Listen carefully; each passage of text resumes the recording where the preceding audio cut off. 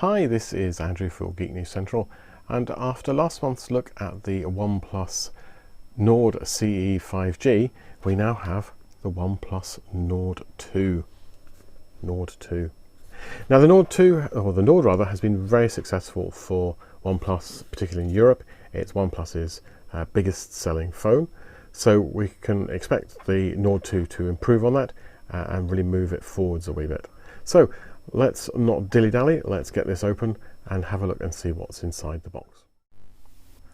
Okay, so we've got the Nord 2 on the desk in front of us. Let's get this open. Now this is obviously one of the press packs, so you won't see this as far as I'm aware in the retail stores.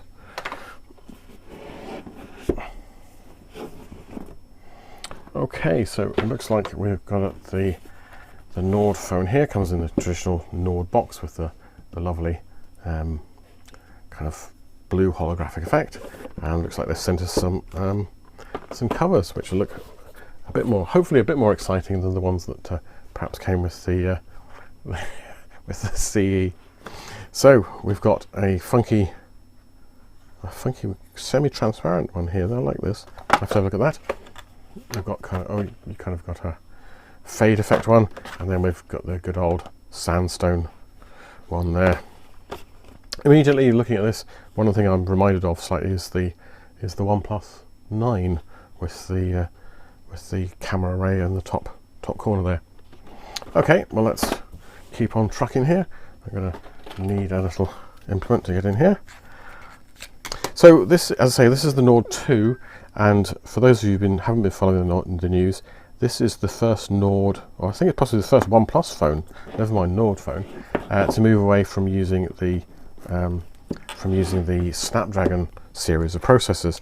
It comes with a MediaTek Dimensity 1200 AI processor, which, for those of you who don't know, MediaTek is one of the largest CPU or ARM CPU manufacturers in the world.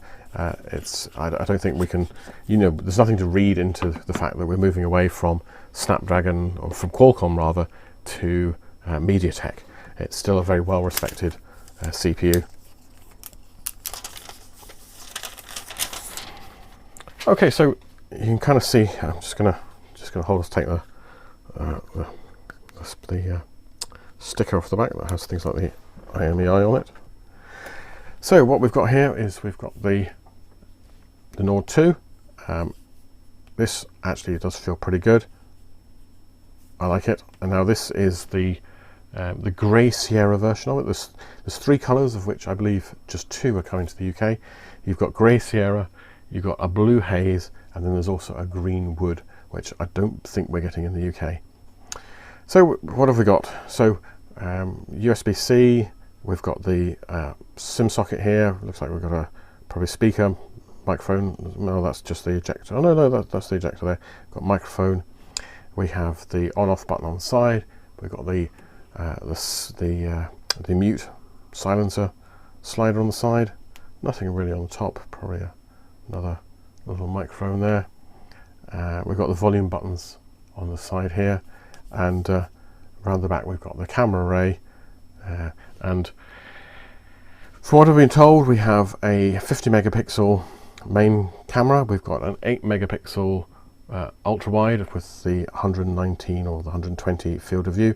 We've got optical image stabilization on the main one, and it's just, I think, electronic on the wide. And then we've got the I think it's just one of these 2 megapixel mono cameras that's usually used for depth finding, things like that. And around the front we also have, now this is the first time we've actually seen a 32 megapixel selfie camera. It uses one of the Sony sensors, the IMX615, I think. So let's just power it up.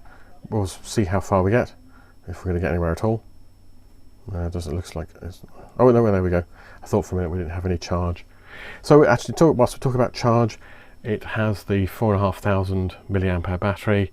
It does come with the Warp Charge 65, which should, in theory, fully charge the phone in 30 minutes. And we'll maybe test that out later on, and you can kind of see it booting up.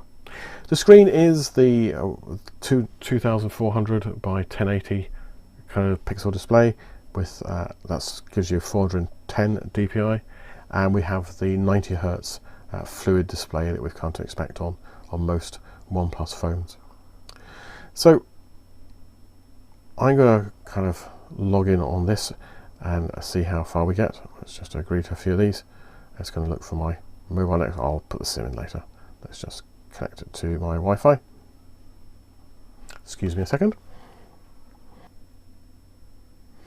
Okay, so I've put in my password, and it's going to chunter away there for a minute. Let's just put this. So whilst that's doing that, let's see what else is in the box. So we can see the Nord's very much. Oh, wrong password. Let's try again. Talk amongst yourselves, as they say. Okay, so it's now connecting. So what else is in the box? Okay, so we've got the Warp Charge 65. Now, this does appear to be a slightly different charger style. If you perhaps remember some of the other chargers, let me just get one here. They tended to be more upright, whereas this one seems to be across the way. And you have a USB 2 style socket on the back. Sorry, not USB 2. That's a USB-A style rather than USB-C. But obviously you can have USB-C on the other end of the cable. So that's the charger and the cable. I don't think there's nothing really else in the box there. So let's just pop this back in for a second. There we go. And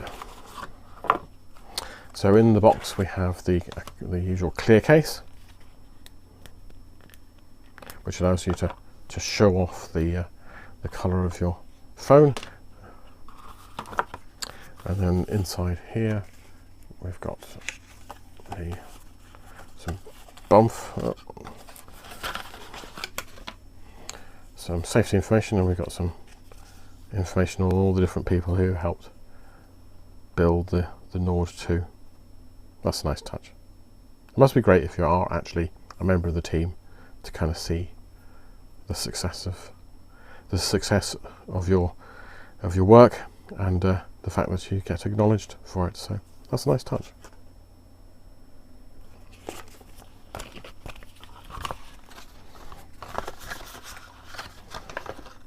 Okay, well, oh, here we go.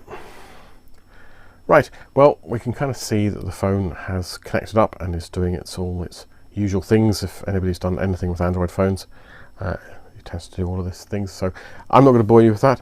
I mean, my first impressions are that this is a nice phone. I mean, the back feels good and solid.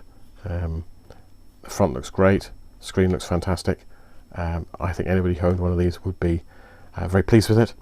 In terms of pricing, what have we got? So in terms of pricing for the 8 gig 128 gig storage one, it's $399, and for the 12 gig and the 256 gigabytes of storage, you're talking 469 British pounds, GB pounds. So you know, I think in some of the conversations, OnePlus did kind of revitalize the idea of the flagship killer, and certainly so far this gives every credibility, shall we say, to that. Obviously there aren't, you know, we talked about the charging. There's no wireless charging in this, so you know it's never going to be a flagship phone. But if you're not into wireless charging, why pay for it? That's what I'd say. And this feels like a good solid phone with an excellent screen.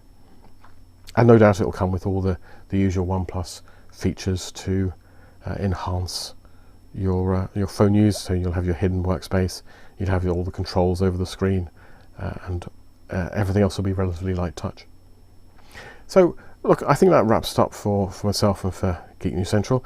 I'll get the SIM installed on this, get it use it for a couple of weeks, and come back with some feedback.